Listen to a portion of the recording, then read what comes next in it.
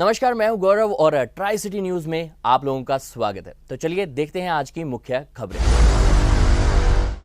Sector 46 में दिन दहाड़े महिला से सोने की चेन स्नैच बाइक सवार 2 युवकों ने दिया वारदात को अंजाम।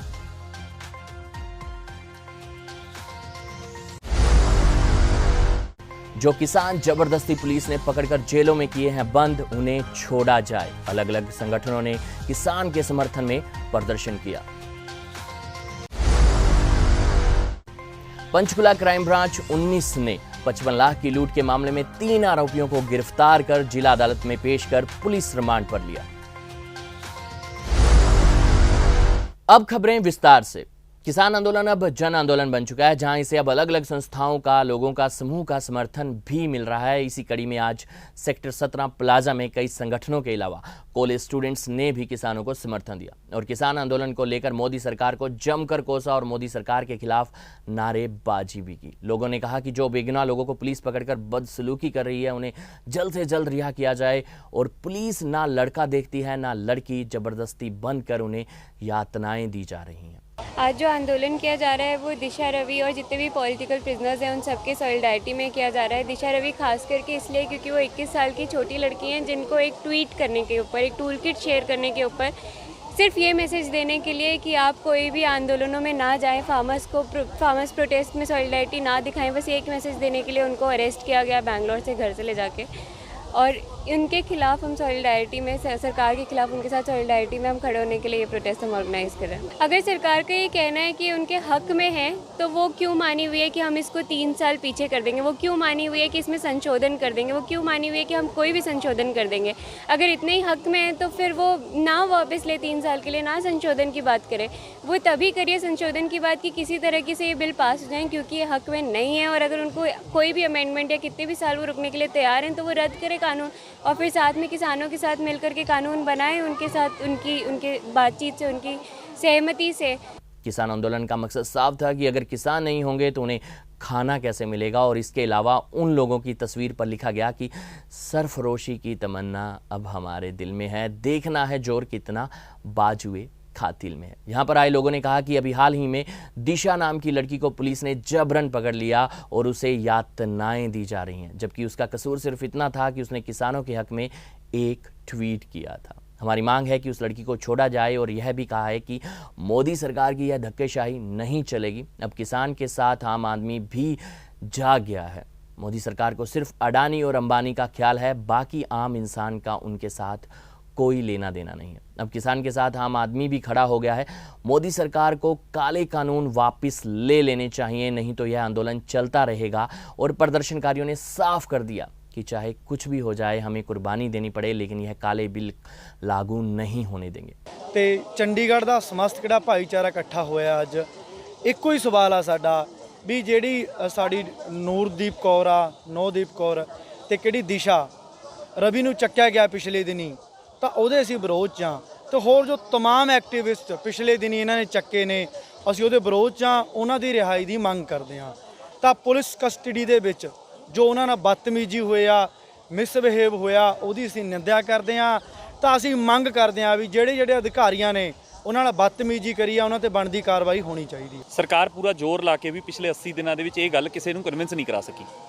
ਇਹ ਗੱਲ ਸਰਕਾਰ ਪਹਿਲੇ ਦਿਨ ਤੋਂ ਕਹਿ ਰਹੀ ਹੈ, ਜਦੋਂ ਦਾ 5 ਮਈ ਤੋਂ ਬਾਅਦ ਜਦੋਂ ਇਹਦੇ ਤੇ ਆਵਾਜ਼ ਉੱਠਣਾ ਸ਼ੁਰੂ ਹੋਈ ਹੈ, ਸਰਕਾਰ ਇੱਕੋ ਹੀ ਗੱਲ ਰਿਪੀਟ ਕਰ ਰਹੀ ਹੈ, ਤੁਹਾਡਾ ਫਾਇਦਾ ਹੈ।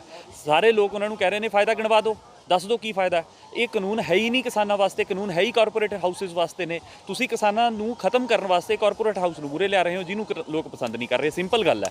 ਸੋ ਉਹਦੇ ਵਾਸਤੇ ਸਾਫ਼ ਹੈ। ਔਰ ਦੂਜੀ ਗੱਲ, ਅੰਤਰਰਾਸ਼ਟਰੀ ਪੱਧਰ ਦੇ ਉੱਤੇ ਇਹ ਗੱਲ ਸਾਫ਼ ਆਈ ਹੈ ਕਿ ਯੂਨਾਈਟਿਡ ਨੇਸ਼ਨਸ ਦਾ ਜਨਰਲ ਅਸੈਂਬਲੀ ਦਾ ਰੈਜ਼ੋਲੂਸ਼ਨ ਹੈ ਕਿ ਕਿਸਾਨੀ ਨਾਲ ਸੰਬੰਧਿਤ ਕੋਈ ਵੀ ਲਾਅ ਬਣਾਉਣਾ ਹੋਵੇ ਉਸ ਤੋਂ ਪਹਿਲਾਂ ਤੁਸੀਂ ਕਿਸਾਨਾਂ ਦੇ ਰਿਪਰੈਜ਼ੈਂਟੇਟਿਵਸ ਨਾਲ ਗੱਲ ਕਰਨੀ ਹੈ। ਇਹ ਬਕਾਇਦਾ ਰੈਜ਼ੋਲੂਸ਼ਨ ਪਾਸਡ ਹੈ 2018 ਦਾ, ਲੇਕਿਨ ਸਰਕਾਰ ਉਹਨੂੰ ਵੀ ਵਾਇਲੇਟ ਕਰ ਰਹੀ ਹੈ, ਕਿਸੇ ਨਾਲ ਗੱਲ ਨਹੀਂ ਕੀਤੀ। ਖੁਦ ਮੰਨ ਰਹੀ ਹੈ ਸਰਕਾਰ ਵੀ ਹਾਂ ਸਾਡੇ ਤੋਂ ਕਮੀਆਂ ਰਹੀਆਂ। ਤਾਂ ਅਸੀਂ ਸਾਫ਼ ਸਿੰਪਲ ਜੀ ਗੱਲ ਕਰ ਰਹੇ ਹਾਂ ਵੀ ਜੇ ਕਮੀਆਂ ਤੁਸੀਂ ਮੰਨਦੇ ਹੋ ਤਾਂ ਸਭ ਤੋਂ ਪਹਿਲਾਂ ਕਾਨੂੰਨਾਂ ਨੂੰ ਰਿਪੀਲ ਕਰੋ, ਫਿਰ ਕੋਈ ਕਮੇਟੀ ਫਾਰਮ ਕਰੋ।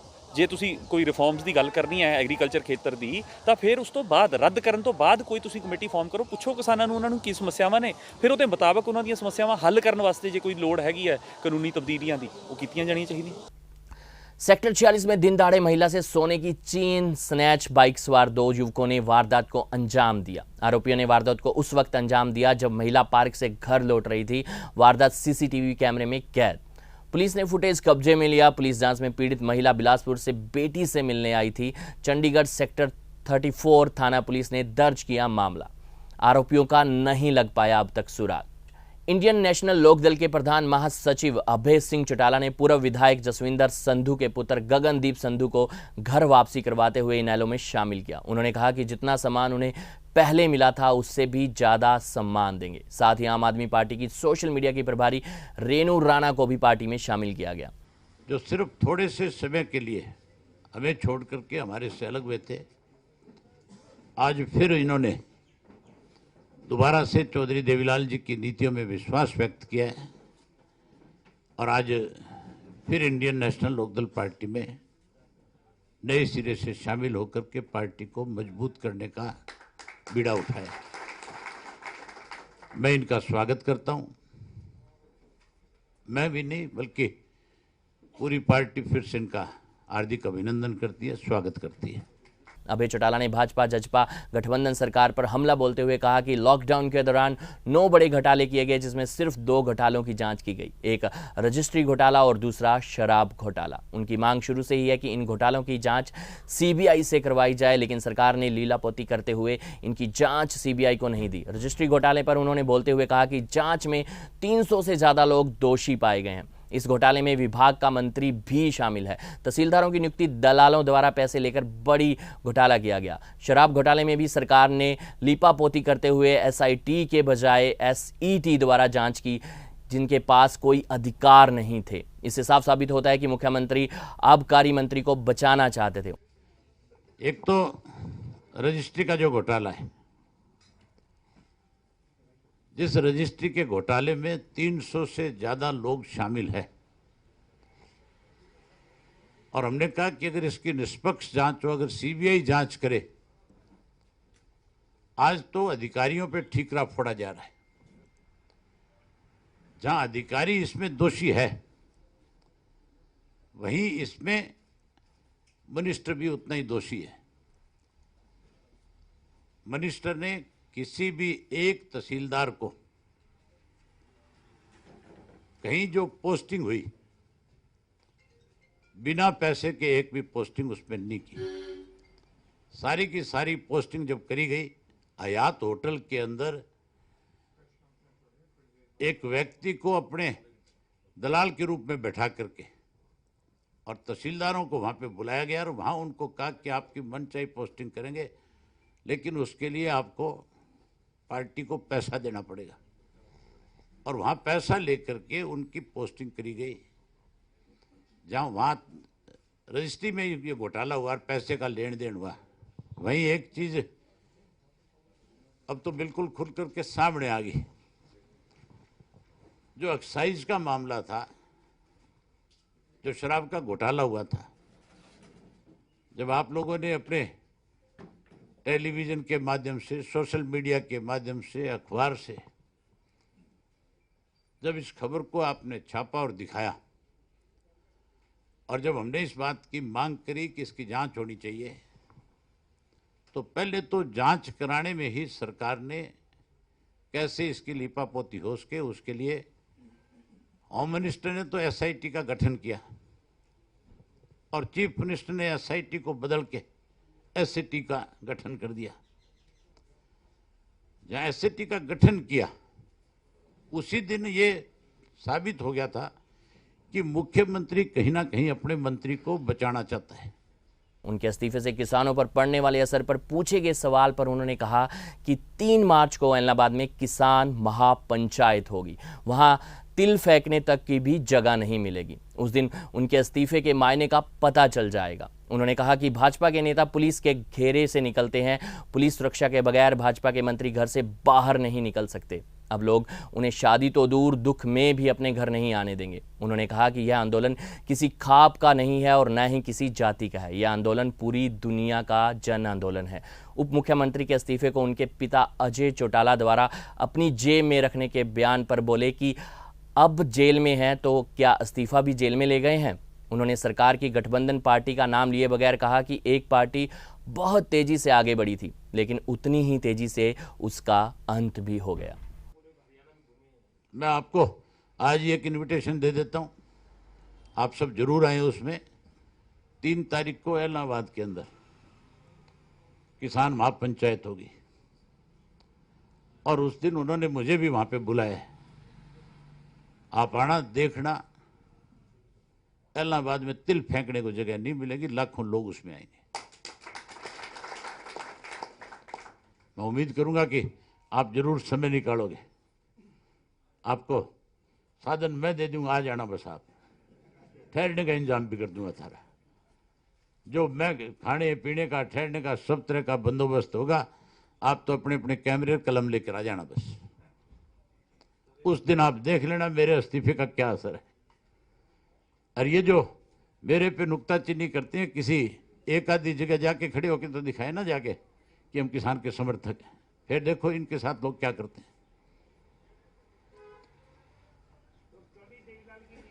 मैं आपको एक चीज नई और बताता हूं, मुझे बड़ी हैरानी थी।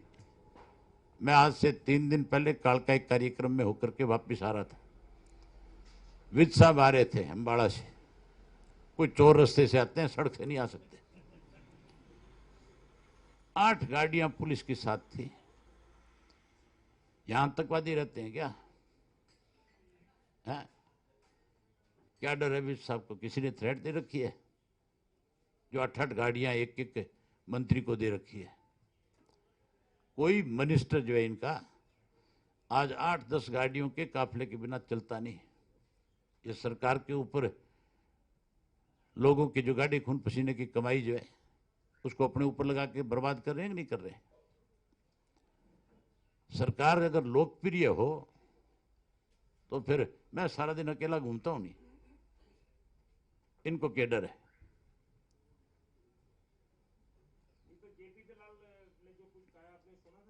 बढ़के तो देखिए, जेपी दलाल अपने घर में बढ़के दिखा देनी। बाहर तो बहुत दूर की बात है, भिवानी जाके दिखा दे। भिवानी में घर है इसका, और यहाँ से अनाउंस करके चला जाए भी मैं आज भिवानी आ रहा हूँ। अगर जो घर में जेपी दलाल बढ़ जाए तो फिर आप मेरे से बात करना है। हाँ तो वो मैं बताऊं ना आपको, भी अपने घर में बढ़ के दिखा देना। दूर तो बहुत दूर की चीज है, किसी और के फंक्शन में जाना तो बहुत मुश्किल काम है इनके लिए। अब तो लोगों ने शादी के कार्ड देने बंद कर दिए। अब तो अगर ये किसी के दुख में शामिल होने जाते हैं, कहीं गोडा निवाण जावे, तो भी लोग जो है इनके आने के बाद खड़े होकर चले जाते हैं। घर का मेंबर भी नहीं बैठ करके इनसे बात करता। मैं पहले ही कहता था एक पार्टी ऐसी बचेगी इस प्रदेश में जो बहुत तेजी के साथ आगे बढ़ी थी, उतनी ही तेजी के साथ उसका अंत हो गया। हरियाणा राज्य महिला आयोग ने एक पत्रकार वार्ता का आयोजन किया। यहां आयोग की उपाध्यक्ष प्रीति भारद्वाज दलाल ने मीडिया से रूबरू होते हुए 2017 से अभी तक महिला से जुड़े मामलों पर किए गए कार्यों की जानकारी दी। आयोग ने अपने व्हाट्सएप नंबर के जरिए कोरोना काल में भी ऑनलाइन महिलाओं की समस्याओं को सुना और उनका निपटान किया। उन्होंने कहा कि महिलाओं को अपने अधिकारों के प्रति भी जागरूक रहना चाहिए। इसी के साथ साथ आयोग महिलाओं के इंटरनेट लिटरेसी पर भी काम कर रहा है। वहीं विगत वर्ष 2020-21 में महिला आयोग ने 83% समस्याओं का निपटान भी किया। उन्होंने ये भी बताया कि आयोग समय समय पर जेलों का भी दौरा करता रहा है और जेलों में हो रही महिला उत्पीड़न पर भी डीजीपी जेल को पत्र लिखा गया है। करनाल जेल ने बंद नवदीप कौर के मामले में भी आयोग ने संज्ञान लिया और मेडिकल व लीगल एक्सपर्ट्स के साथ आयोग ने उनसे मदद की गुहार लगाई। उन्होंने कहा कि किसी भी तरह की मदद से लोगों ने इनकार किया है। 2020 से लेके जब हमारा ये स्टार्ट होता है टिल जनवरी अभी ख़त्म ही हुआ है, देन डिस्पोजल ऑफ कंप्लेंट जो हमारा रहा है वो मोर देन 82% रहा है। दूसरा, हमने 3 क्वार्टर हम कंप्लीट कर चुके हैं, चौथे क्वार्टर में जा रहे हैं और चौथे क्वार्टर में ही हमारा मेन अप्रेजल होता है इस फाइनेंशियल ईयर में। और अभी तक जो हमारे को जो कंप्लेंट्स मिली हैं that is more than 1800 complaints हमको मिल चुकी हैं। और 1 अप्रैल से लेके जुलाई तक 24% कंप्लेंट्स का निपटारा हुआ, हाँ, जो कि लॉकडाउन के पीरियड में। और 1 अगस्त से लेकर आज तक हमने 86% कंप्लेंट्स का निपटारा किया और इन दोनों को यदि कंबाइन करेंगे तो 82% कंप्लेंट्स का निपटारा हुआ है। जी, 2 साल पहले हमने इस सेल को हमने स्थापित किया था बिकॉज NRI इश्यूज़ जो हैं हरियाणा लगता हुआ है, पंजाब साथ में हिमाचल है, और सबसे ज़्यादा अगर आप देखेंगे कि NRI कहाँ रहते हैं तो पंजाब और हरियाणा से ही होते हैं। तो उसको मद्देनज़र रखते हुए और जो हमारे पास कंप्लेंट्स आई तो हमने इस सेल को स्थापित किया, बिकॉज पहले हम NCW में, राष्ट्रीय महिला आयोग में, कोई भी हमारे पास NRI से संबंधित जो समस्या आती थी वो हम उनको भेज देते थे। तो ये आयोग का एक अपना एफर्ट था, एक हमारी अपनी सोच थी कि हमारी महिलाएं, उनको राष्ट्रीय महिला आयोग में जाने से पहले यदि हमसे टैकल नहीं हो पाएगा तो राष्ट्रीय महिला आयोग में जाएंगी। तो हमने उस सेल को स्थापित किया, एक्सपर्ट रिसोर्सेज रखने की कोशिश करी, और उसमें हमारे पास स्पेन से लेके, जर्मनी से लेके, सिंगापुर से लेके, कनाडा से लेके अमेरिका तक, नेपाल और इवन हर तरफ पूरे जहान से कंप्लेंट्स आती हैं जिसका हम निपटारा करते हैं। पंचकुला क्राइम ब्रांच 19 ने 55 लाख की लूट के मामले में 3 आरोपियों को गिरफ्तार किया। पंचकुला के सेक्टर 5 में स्थित एक होटल में 55 लाख की लूट के मामले में क्राइम ब्रांच 19 ने राजस्थान के जैसलमेर से 2 लोगों को गिरफ्तार किया, जबकि एक आरोपी संजीव गौड़ पहले से ही गिरफ्त में आ चुका है। तीनों आरोपियों की पहचान विक्रम सैफी, दीपक और संजीव गौड़ के रूप में हुई। 2 आरोपियों को राजस्थान के जैसलमेर से गिरफ्तार किया गया। क्राइम ब्रांच 19 के इंचार्ज करमवीर ने बताया कि पंचकुला में NRI का मकान आधे दाम में दिलवाने के नाम पर 26 नवंबर को 55 लाख की लूट एक व्यक्ति से की गई थी, जिसमें सेक्टर 14 के पूर्व SHO, 2 पुलिस कांस्टेबल और 5 व्यक्ति शामिल थे। इस मामले में पुलिस अधिकारी और 2 पुलिस कांस्टेबल की गिरफ्तारी हो चुकी है और अब इस मामले में 2 अन्य आरोपियों को गिरफ्तार किया गया है। पुलिस ने बताया कि इस मामले में एक आरोपी संजीव गौड़ पहले से ही गिरफ्तार किया जा चुका है और आज तीनों आरोपियों को कोर्ट में पेश कर पुलिस रिमांड लिया जाएगा। उन्होंने बताया कि पकड़े गए आरोपी वारदात को अंजाम देने के लिए पुलिस कर्मियों को भी साथ मिला लेते हैं। पुलिस ने बताया कि रिमांड के दौरान आरोपियों से पैसे और 2 लोगों को गिरफ्तार करना बाकी है। हमारे यहाँ एक 26/11 को एक वारदात हुई थी सिराज होटल में, जिसमें 55 लाख रुपए की डकैती हुई थी, जो उसमें विक्रम सैफी मेन एक्यूज था और ये काफ़ी दिन से फरार था। इसमें 5 एक्यूज पहले अरेस्ट हैं, जिसको कल हमने जैसलमेर से गिरफ्तार किया गया। इसके एक साथी दीपक भी है जो कुरुक्षेत्र का रहने वाला है, उसको भी गिरफ्तार किया गया वहाँ से। ये तो पुलिस की वर्दी का नहीं, वैसे पुलिस को कई बार ये शामिल कर लेते थे अपने बीच में। जो संजीव गौड़ है वो उस टाइप के काफ़ी काम करता है, उसे काफ़ी मुकदमे भी हैं पहले। दीपक के ऊपर भी 8-10 मुकदमे पहले दर्ज हैं। अभी क्या कोर्ट में पेश किया जाएगा? अभी इनका पुलिस रिमांड लिया जाएगा। क्या क्या रिकवर करना बाकी है? अभी इनके एक तो पुलिस के इनसे पैसे बरामद करने हैं, एक इनके दो साथी अभी रह रहे हैं जिनके बारे में विक्रम ही जानता है, जो रेड में शामिल थे, प्राइवेट पर्सन, उनको भी गिरफ्तार करना है अभी। तो इन लोगों के क्या क्या नाम है जो 3 लोग? एक विक्रम सैफी है, एक गुरदीप उर्फ दीपक है जो कुरुक्षेत्र रहने वाला है, एक संजीव गौड़ को हमने पहले गिरफ्तार किया हुआ है। United form of bank unions के आह्वान पर बैंक कर्मचारी और अधिकारियों की नो ट्रेड यूनियन का एक दिन का धरना और दोपहर का प्रदर्शन भारतीय स्टेट बैंक मुख्य शाखा के सामने बैंक स्क्वायर सेक्टर 17 चंडीगढ़ में आयोजित किया गया। फरवरी 2021 को दिए गए नए बजट भाषण में वित्त मंत्री द्वारा घोषित 2 सार्वजनिक क्षेत्रों के बैंकों की बिक्री के खिलाफ प्रदर्शन किया गया। दिन भर के धरने में 100 से अधिक सदस्य बैठे और 500 से अधिक UFBU सदस्यों ने भाग लिया। 15 और 16 मार्च 2021 के लिए 2 दिनों की निरंतर हड़ताल की भी योजना बनाई गई है। बड़ी संख्या में महिला सदस्यों सहित प्रतिभागियों द्वारा जोरदार नारेबाजी ने सदस्यों के गुस्से को सरकार के कदम के खिलाफ दिखाया। मैं SK Gautam, joint secretary all India bank employees association. ਅੱਜ ਦਾ ਜਿਹੜਾ ਸਾਡਾ ਧਰਨਾ ਹੈ ਹਿੰਦੁਸਤਾਨ ਭਰ ਦੇ ਅੰਦਰ तमाम कैपिटल स्टेट कैपिटल्स ਦੇ ਉੱਤੇ United forum of bank unions ਦੇ ਸੱਦੇ ਦੇ ਉੱਤੇ ਕੀਤਾ ਜਾ ਰਿਹਾ ਹੈ। जो बजट ਦੇ ਅੰਦਰ ਸਰਕਾਰ ਨੇ ਅਨਾਉਂਸਮੈਂਟਸ ਕੀਤੀਆਂ ਕਿ ਹਿੰਦੁਸਤਾਨ ਦੇ जो ਪਬਲਿਕ ਸੈਕਟਰ ਅਦਾਰੇ ਨੇ ਉਹਨਾਂ ਦੇ ਵਿੱਚ ਮੋਸਟਲੀ ਉਹਨਾਂ ਨੂੰ ਪ੍ਰਾਈਵੇਟਾਈਜ਼ ਕੀਤਾ ਜਾ ਰਿਹਾ ਤੇ ਬੈਂਕਿੰਗ ਇੰਡਸਟਰੀ ਦੇ ਅੰਦਰ ਪਾਰਟਿਕੂਲਰਲੀ IDBI बैंक ਤੇ 2 ਜੋ ਬੈਂਕ ਨੇ ਪਬਲਿਕ ਸੈਕਟਰ ਦੇ ਉਹਨਾਂ ਨੂੰ ਪ੍ਰਾਈਵੇਟ ਕੀਤਾ ਜਾ ਰਿਹਾ ਜੋ ਕਿ ਹਿੰਦੁਸਤਾਨ ਦੇ ਲੋਕਾਂ ਦੇ ਨਾਲ ਇੱਕ ਧੋਖੇ ਵਾਲੀ ਗੱਲ ਹੈ ਕਿਉਂਕਿ ਆਲਰੇਡੀ ਪ੍ਰਾਈਵੇਟ ਬੈਂਕਸ ਜਿਹੜੇ ਨੇ ਬਹੁਤ ਸਾਰੇ ਜੋ ਖਤਮ ਹੋ ਚੁੱਕੇ ਨੇ, ਫੇਲ ਹੋ ਚੁੱਕੇ ਨੇ। ਰੀਸੈਂਟਲੀ ਯੈਸ ਬੈਂਕ ਦਾ ਤੁਸੀਂ ਹਾਲ ਦੇਖਿਆ ਔਰ ਜਿਸ ਕਿਸਮ ਦੇ ਨਾਲ ਦੂਜੇ ਜਿਹੜੇ ਬੈਂਕ ਨੇ 100 ਤੋਂ ਵੱਧ ਬੈਂਕ ਜਿਹੜੇ ਪ੍ਰਾਈਵੇਟ ਨੇ ਉਹਨਾਂ ਨੂੰ ਫੇਲ ਹੋਣ ਦੇ ਕਾਰਨ ਨੈਸ਼ਨਲਾਈਜ਼ ਬੈਂਕਾਂ ਦੇ ਅੰਦਰ ਮਰਜ ਕੀਤਾ ਗਿਆ। ਅੱਜ ਜ਼ਰੂਰਤ ਇਸ ਗੱਲ ਦੀ ਹੈ ਕਿ ਨੈਸ਼ਨਲਾਈਜ਼ ਬੈਂਕਾਂ ਨੂੰ ਸਟਰੈਂਥਨ ਕੀਤਾ ਜਾਏ, ਪ੍ਰਾਈਵੇਟ ਬੈਂਕਾਂ ਨੂੰ ਨੈਸ਼ਨਲਾਈਜ਼ ਕੀਤਾ ਜਾਏ ਕਿਉਂਕਿ ਆਮ ਲੋਕਾਂ ਦੀ ਜਿਹੜੀ ਬੱਚਤ ਹੈ ਇਹਨਾਂ ਬੈਂਕਾਂ ਦੇ ਅੰਦਰ ਉਹ ਜਿਹੜੇ ਸਰਮਾਏਦਾਰ ਨੇ, ਕਾਰਪੋਰੇਟਸ ਨੇ, NPS ਦੇ ਰਾਹੀਂ ਉਹਨੂੰ ਲੁੱਟਿਆ ਜਾ ਰਿਹਾ। ਲੇਕਿਨ ਗਵਰਨਮੈਂਟ ਉਸ ਦੇ ਉਲਟ ਜਿਹੜਾ ਫੈਸਲਾ ਕਰ ਰਹੀ ਹੈ ਕਿ ਸਰਕਾਰੀ ਬੈਂਕਾਂ ਨੂੰ ਪ੍ਰਾਈਵੇਟ ਕਰਨ ਦੀ ਜਿਹੜੀ ਅਨਾਉਂਸਮੈਂਟ ਬਜਟ ਦੇ ਅੰਦਰ ਕੀਤੀ ਗਈ ਹੈ। 15 ਤੇ 16 ਮਾਰਚ ਨੂੰ ਸਾਡੀ 2 ਦਿਨਾਂ ਦੀ ਹੜਤਾਲ ਹੈ। ਉਸ ਤੋਂ ਬਾਅਦ United Forum of Bank Unions ਆਉਣ ਵਾਲੇ ਸਮੇਂ ਦੇ ਅੰਦਰ ਹੋਰ ਸਟ੍ਰਾਈਕ ਐਕਸ਼ਨਸ ਕੀਤੇ ਜਾਣਗੇ ਸਾਡੇ ਵੱਲੋਂ।